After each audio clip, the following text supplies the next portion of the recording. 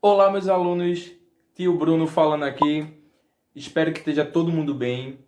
Infelizmente, pelo que a gente está passando agora no mundo, essa questão da pandemia, a gente tem que manter esse contato mais distante. Mas, para a gente dar continuidade aos nossos estudos, a gente vai fazer nossas aulas de modo online, tá certo? E a nossa primeira aula, a gente vai fazer uma recapitulação de tudo aquilo que a gente viu em sala de aula, beleza? Para a gente iniciar os nossos estudos, primeiro a gente vai recapitular o que é história. Então, como a gente já viu em sala de aula, história é a ciência que estuda o homem no tempo. O que é que isso quer dizer, tio Bruno? A história vai estudar o passado do homem das sociedades e, através dos vestígios que o homem e essas sociedades deixam para a gente consegue compreender o modo de vida dessas pessoas e, dessa forma, a gente vai ter uma facilidade para tentar compreender o tempo atual da gente. E aí, é necessário que a gente consiga compreender as formas de tempo que existem. E aqui eu vou destacar 3 formas de tempo que a gente já viu em sala de aula. Vou destacar aqui os 3 tempos, tá? Tempo natureza, tempo cronológico e tempo histórico. Lembra que a gente discutiu em sala de aula as passagens do tempo? Vamos lá. Tempo natureza é a passagem do tempo através dos fenômenos da natureza. Como assim? Como é que a gente pode perceber o tempo passando através da natureza? Quando a gente observa a Lua, as fases da Lua, a gente não sabe que tem 4 fases, que a cada mês vai repetir essas fases? Tem a Lua nova, a Lua cheia, crescente e minguante. A gente não tem a noção de que o tempo está passando através disso. Quer ver outro exemplo de passagem do tempo através da natureza? Através das estações do ano. A gente sabe que quando chega determinado mês, a gente vai ter a estação verão. E todo ano, naquele mesmo período, a gente vai ter essa estação. A gente consegue compreender a passagem do tempo através da natureza. A sociedade que compreendia a passagem do tempo através dessa forma são os nossos indígenas. Tribos mais primitivas, as tribos mais antigas, as sociedades mais primitivas, viam a passagem do tempo através dessa forma. Tranquilo, facinho, né? O segundo tempo que a gente estuda, tempo cronológico. Vê, que é o tempo cronológico. O homem sente a necessidade de medir o tempo. Mas como é que a gente vai medir o tempo só pelo tempo da natureza? Para ter uma segunda opção, o homem criou os instrumentos para medir o tempo. Que instrumentos? Vejam aí na casa de vocês como é que vocês sabem que o tempo está passando. Veja aí, vou dar uma dica. Olha para a parede ou para o celular. Isso. O relógio. O relógio é um exemplo de tempo cronológico, de instrumento que dá para marcar o tempo cronológico. O que é o tempo cronológico, então, tio Bruno?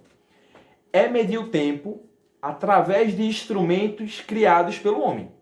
Qual é outro objeto que o homem criou que a gente pode medir o tempo? O calendário. A gente não consegue lá marcar dia após dia quando vai girando aí os dias e a gente não consegue marcar as datas? Não foi o homem que criou isso? Tranquilo, facinho, né?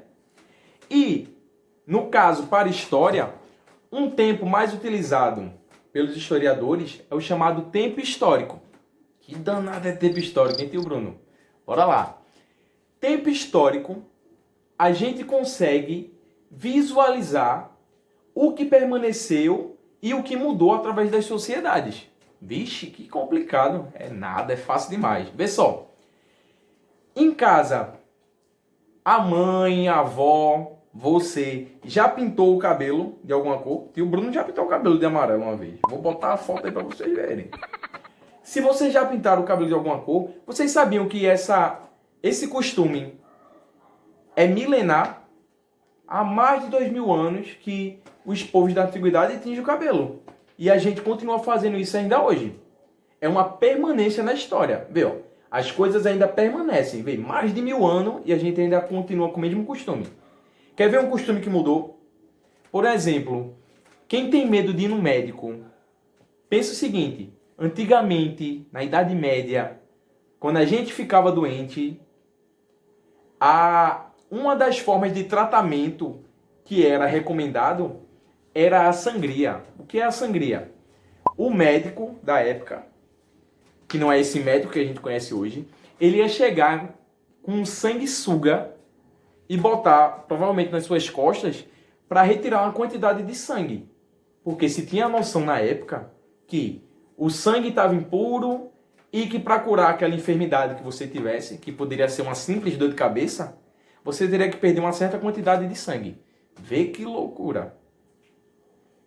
E é isso aí, ó. Deu pra gente compreender os 3 tempos que a gente viu agora: tempo da natureza, cronológico e tempo histórico. O tempo histórico é o que os historiadores utilizam para o estudo da história.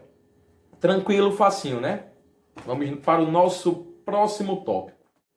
Lembra que eu falei que a história é a ciência que estuda o passado do homem através do tempo, pelos vestígios que o homem deixa. Esses vestígios que o homem deixa é chamado de fontes históricas. Tio Bruno, o que é uma fonte histórica? Fonte histórica é todo o material, todo o rastro que o homem deixou através do tempo. Por exemplo, como é que a gente sabe que dos homens das cavernas? A gente tem as pinturas rupestres, tem as ferramentas que são encontradas quando se faz as escavações. Tudo isso são vestígios. E o historiador, ele trabalha como um detetive buscando esses fatos, para tentar compreender como a história aconteceu. E aí, ó, a gente vai destacar aqui, ó, 4 fontes históricas, que a gente vê em sala de aula, é bem facinho. Primeira fonte histórica é a fonte histórica escrita. O que é uma fonte histórica escrita? Por um exemplo, são os diários, os jornais, revistas, receitas, testamentos, leis, tudo aquilo que foi escrito, obviamente é uma fonte escrita, deixada para a gente estudar e a gente compreender certas sociedades e certos acontecimentos do passado. A outra fonte histórica que a gente vai estudar é a fonte histórica imagética, ou também chamada iconográfica.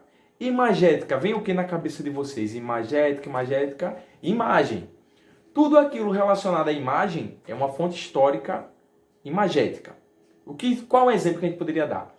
Quadros, fotografias, pinturas rupestres, tudo isso é enquadrado em fontes imagéticas. A terceira que a gente vai estudar aqui são as fontes históricas orais. Orais, de ideia de oralidade, de fala. Um exemplo de fonte histórica oral são os nossos antepassados indígenas, os nossos antepassados africanos, que passavam as tradições, a cultura dele, através de relatos orais, um conversando com o outro.